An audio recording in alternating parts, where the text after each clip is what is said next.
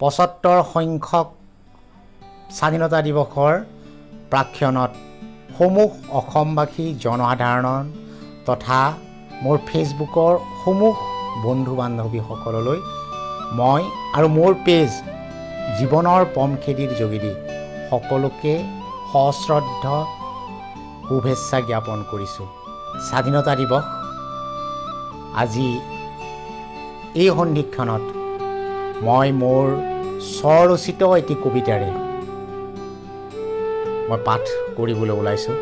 কবিতাৰ শিৰোনামা মনৰ অনুভৱেৰে 15 আগষ্ট স্বাধীনতা দিৱস।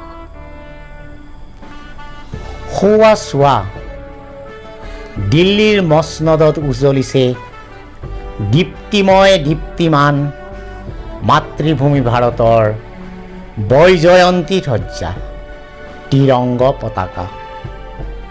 বতাহৰ ফাজত চেৱে চেৱে নাচে, তালে তালে ভাহে ভাৰতৰ আকাশত একেটি সুৰ, মহামিলনৰ গান, ঐক্যতাৰ টান।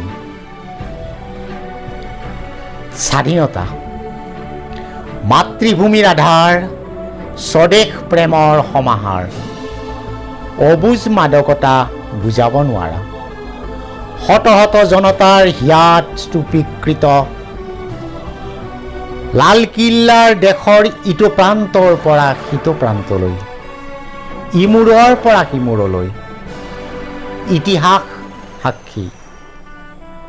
হিয়াৰ আমঠু জাতিৰ পিতাৰ কণ্ঠস্বৰ এতিয়াও আহে ভাহি, ৰিণিকি ৰিণিকি ভাহে জাতিৰ পিতা বাপুজীৰ কণ্ঠস্বৰ। স্বাধীনতা আমাৰ প্ৰাপ্য, অনিৰুদ্ধ আৰু শাশ্বত জীয়াই থকাৰ অস্তিত্ব চিৰকাল চিৰদিন। হালোৱা সজোৱা নিপীড়িতৰ এক জ্বলন্ত আভা, বিষ্ণুৰ আভা, কুশল কোঁৱৰ আৰু কনকলতাৰ আত্মবলিদান। কত শ্বহীদৰ তেজৰ ৰঙা ফাকু যোৱা নাই এতিয়াও চেকা, স্ফটিক নীৰ এটোপাল যেন ৰংচোৱা ৰক্ত।